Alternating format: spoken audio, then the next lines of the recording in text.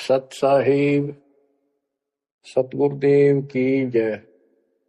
बंदी छोड़ कबीर साहिब जी की जय। बंदी छोड़ गरीबदास जी महाराज जी की जय। स्वामी राम देवानंद जी गुरु महाराज जी की जय हो।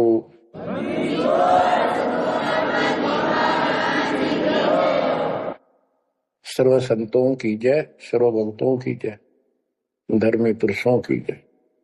श्री काशी धाम की जय, श्री सुडानी धाम की जय, श्री क्रोथा धाम की जय, श्री बरवाड़ा धाम की जय। सत साहिब परमपिता परमात्मा की प्यारी आत्माओं, परमेश्वर कबीर जी ने आपके ऊपर विशेष रजा की है। आप अमर कथा सुन रहे हो, सत्यनारायण कथा सुन रहे हो, और आप कहीं भी बैठे हो, दाता ने कैसी दया कर दी। चलते फिरते बैठकर परमात्मा का गुणगान सुनो।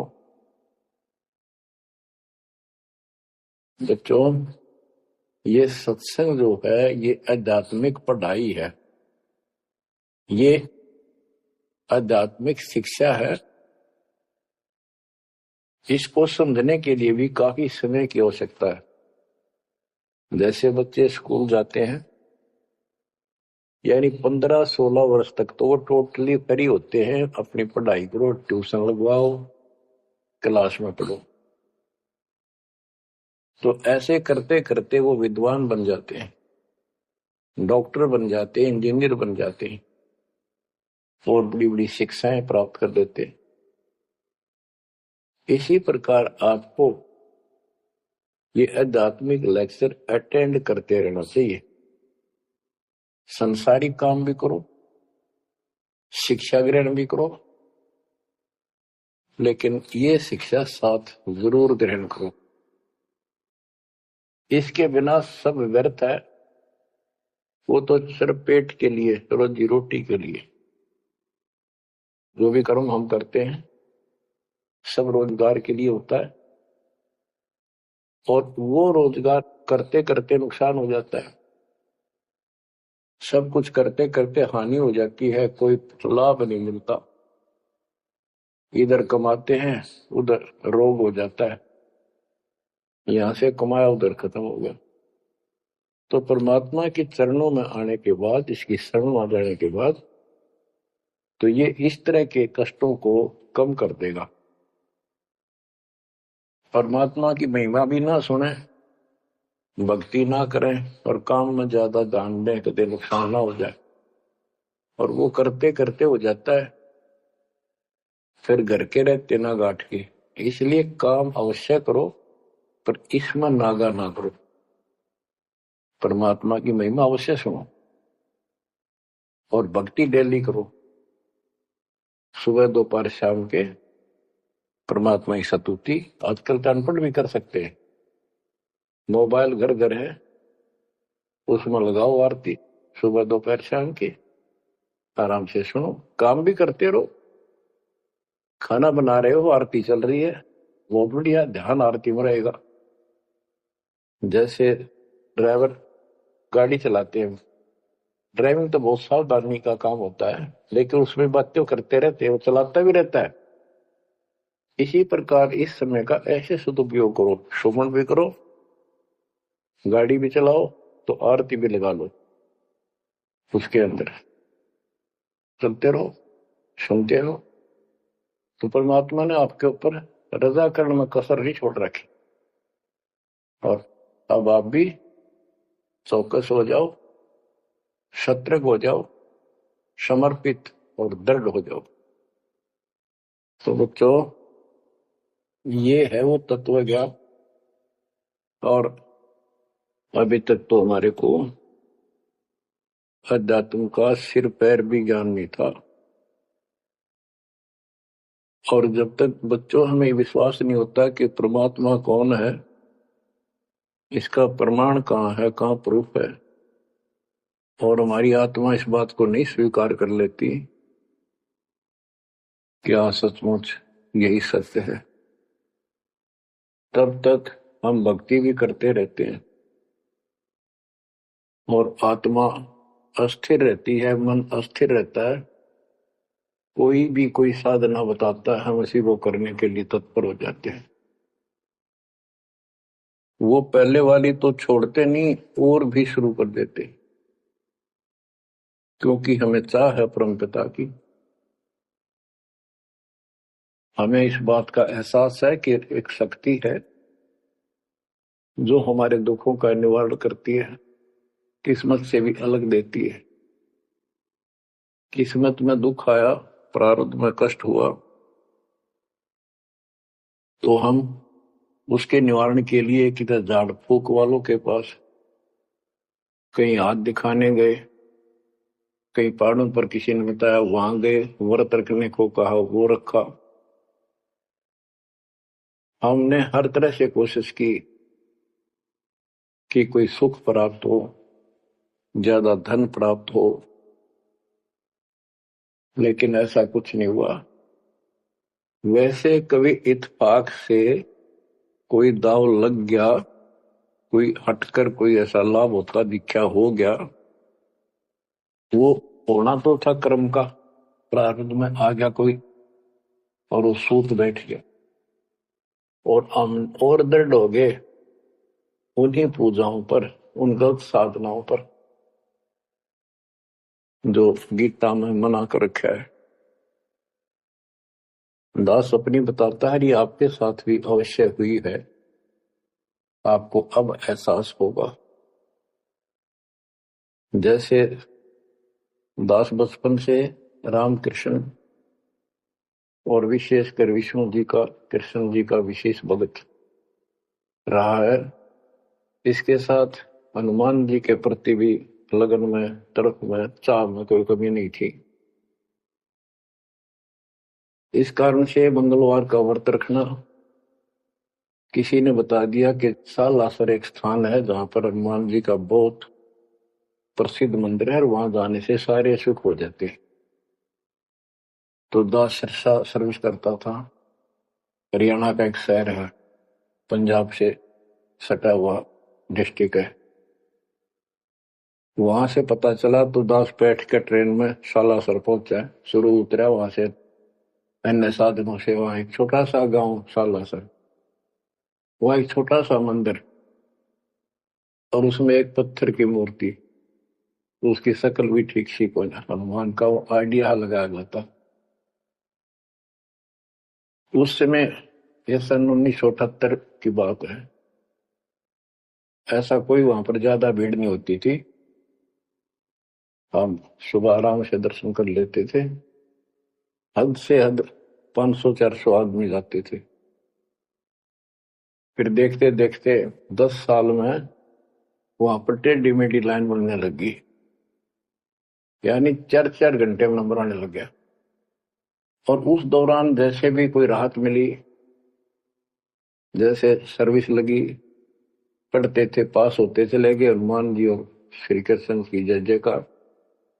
हम पढ़ते थे, पास होते चले गए। तो ये श्रेय अपने इन इष्ट देवों को मानते थे जो एक से अनेक थे, श्री विष्णु भगवान, कृष्ण जी, श्री राम जी और हनुमान जी, शंकर भगवान जी। यानी शंकर भगवान जी कोई पीछे नहीं रखते थे, और ये बता रखा था अगर माँ की भक्ति नहीं करनी, इसको विशेष ध्यान नहीं देते थे इसके ऊपर। फिर भी पास हुए, सर्विस लगी, पुत्र प्राप्त हुआ, फिर संतान होती चली गई, और इतनी खुशी हुई कि सारा कुछ हनुमान जी ने, श्री कृष्ण जी ने, विष्णु जी ने कर दिया। और ये देख रहा है दास के जो कबीर नास्तिक है उनके भी सुख हो रहे थे।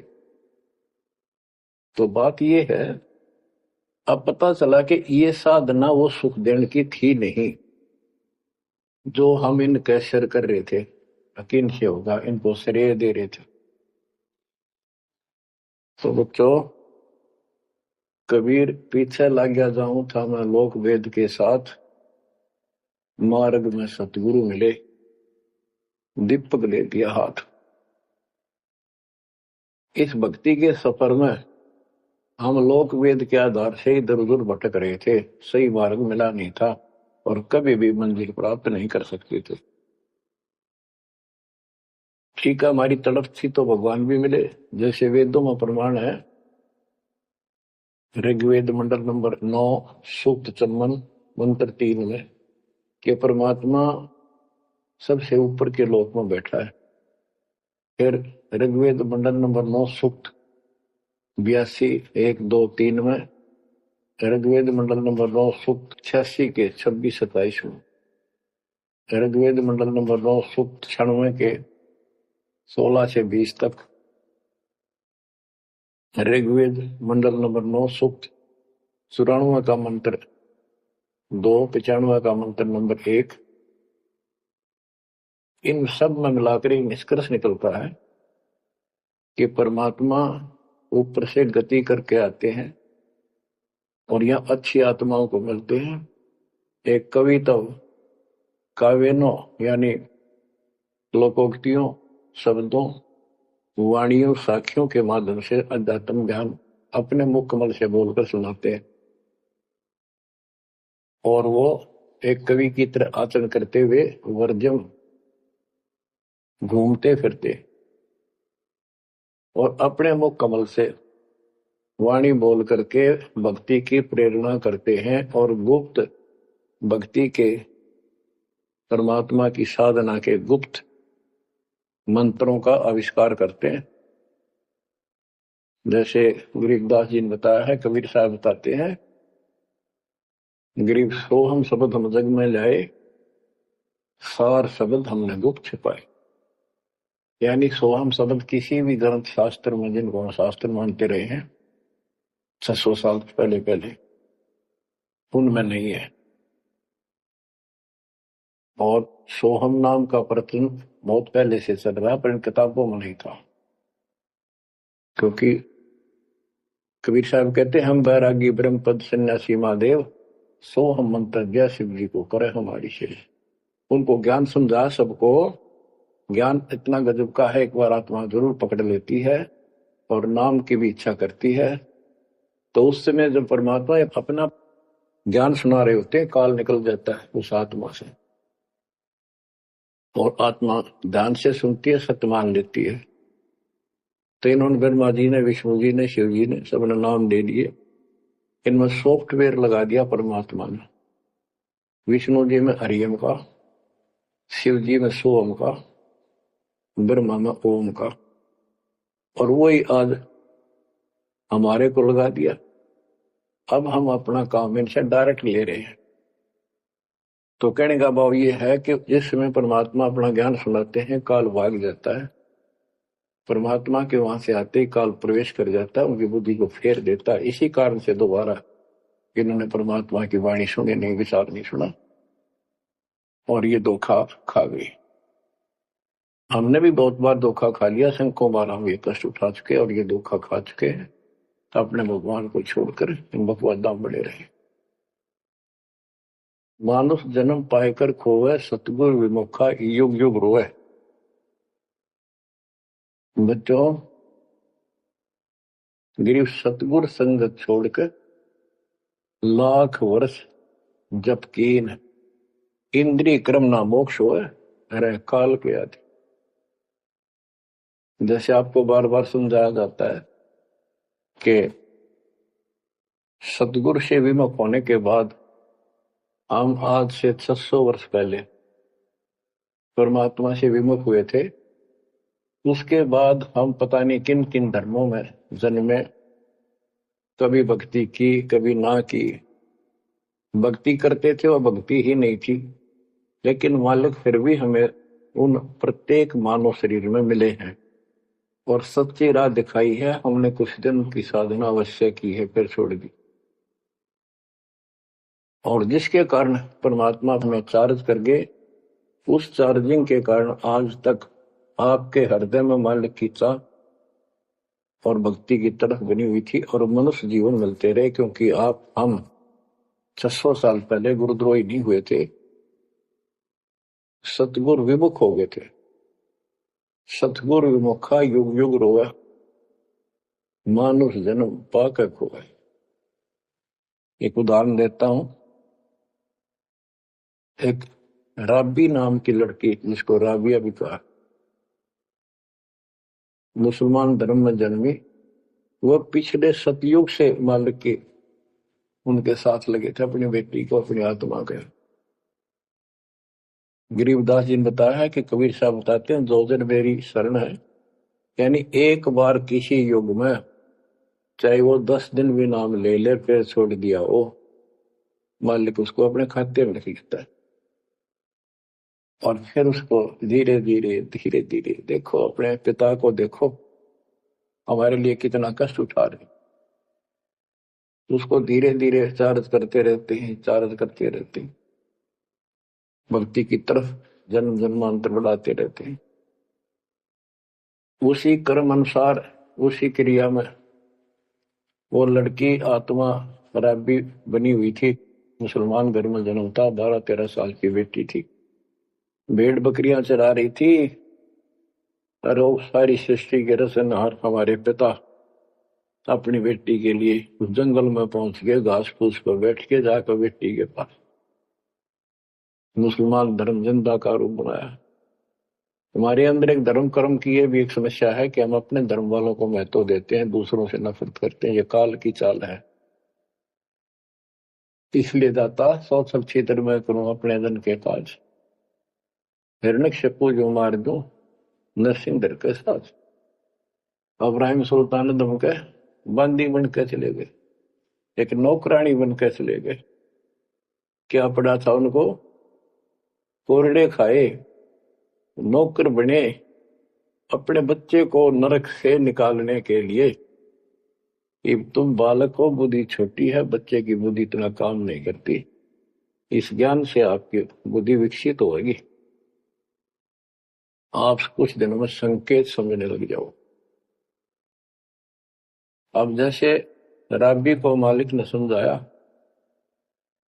तो बच्चों परमात्मा अपने उस बेटी, उस आत्मा के राबिया के पास जाकर बैठ के जंगल में गर्मी सर्दी घास फूस के ऊपर बैठ के और उसको समझाने लगे, बेटी भक्ति किया करो।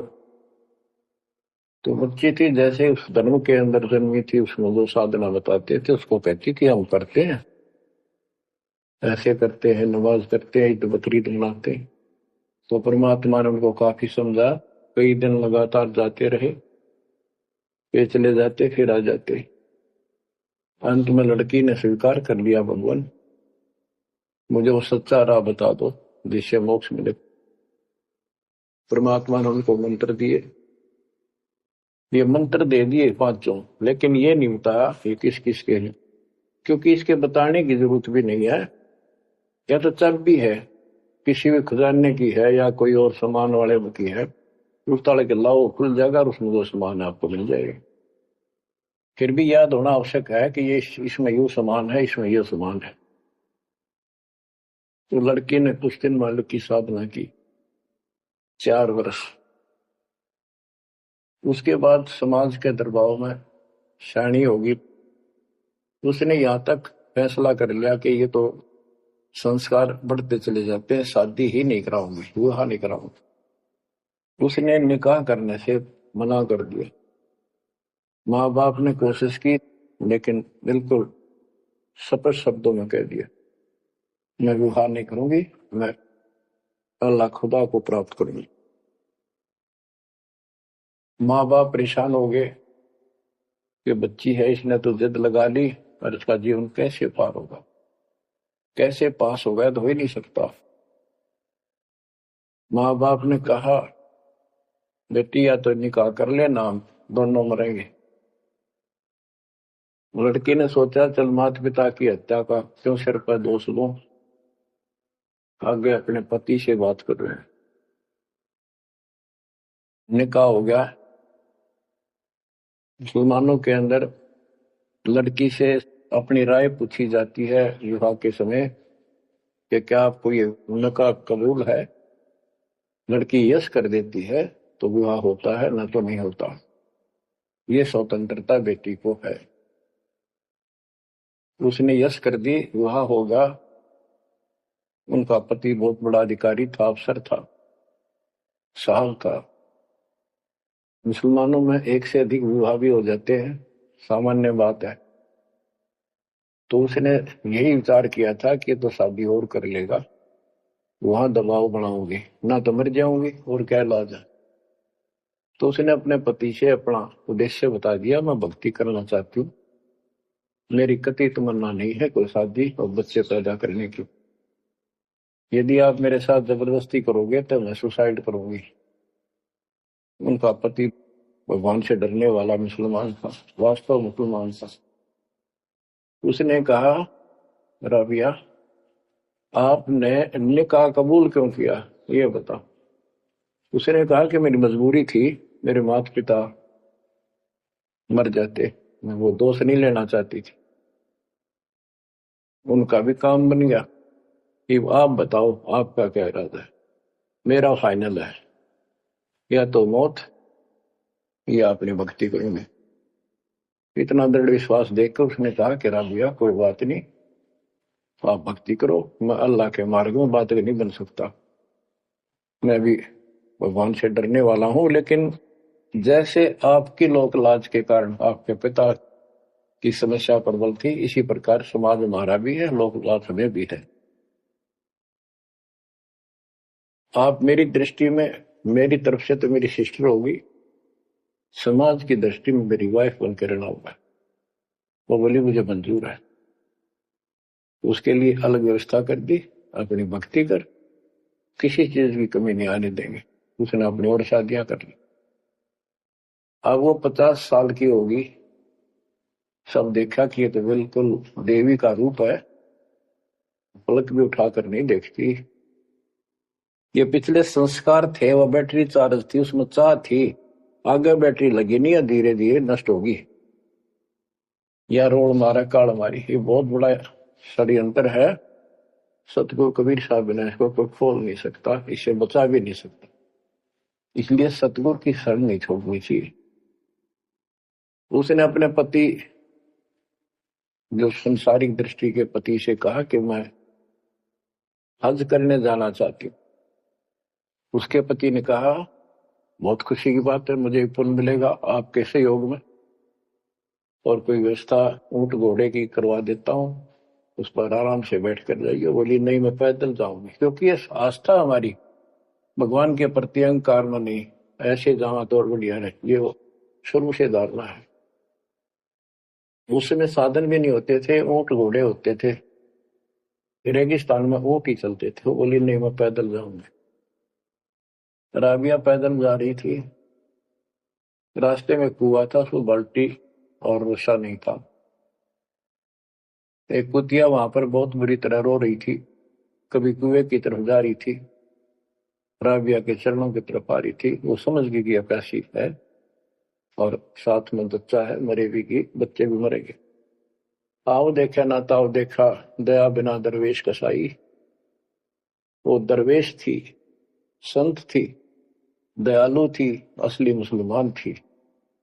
उसने अपने बाल पाड़े सिर के, रस्सी बनाई लंबी, वो 100 फुट नीचे पानी होता था, और फिर अपने कपड़े निकाल कर शरीर के उसके बांध कर नीचे भिगो के बाहर टपकाए, निचौड़े एक मटके के टूटे हुए पात्र में।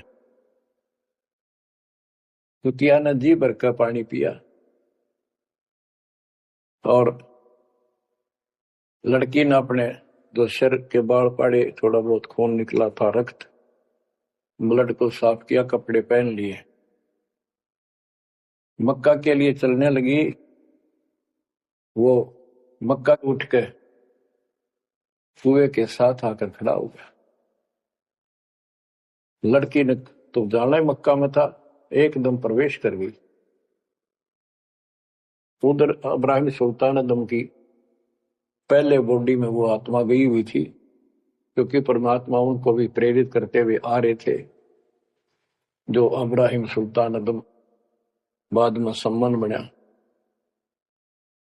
तो जिनको ये ज्ञान हो जाता था, वो अपने धार्मिक मेलों में जरूर जाते थे औरों को समझाने के लिए। तो इब्राहिम सुल्तान अदम वाली आत्मा वहां गई हुई थी, लोगों में चर्चा हुई, वे मक्का गया कहाँ, हद होगी, मंदिर ही नहीं है यहाँ पर। तब अब्राहिम सुल्तान अदम कहता है, गरीबदास जी बताते हैं, सुल्तान अदम मक्के गया, मक्का नहीं मकान, गया रांड के लेन को यूं कह अदम सुल्तान। लोग बोले रहे क्या बोल रहा था, फिर इतने में वो मक्का वापस आ जाता है और उसमें से राबिया निकली। राबिया देखी, लोग भाग कर प्रवेश किया, देखा तो एक राबिया एक लड़की, उसने अपना परिचय दिया। पूरे मुसलमान समाज में ये बात फैल गई, चर्चा का विषय बना कि भक्ति हो तो राबी जैसी, भक्ति हो तो राबी जैसी, जिसके लिए मक्का उड़कर चला गया जहाज के समान, एयरप्लेन के समान। तो वह हज के लिए गए हुए व्यक्ति अब्राहिम सुल्तान से बोले, अरे भले आदमी, तो एक देवी को क्या कह रहा था, गया रांड के लेने को, नो कह तुम सुल्तान एक नकमी आत्मा को ये मक्का लेने गया है। तेरा तो भाई दिमाग खराब हो गया, इसी देवी के बारे में ऐसे शब्द बोले तुझे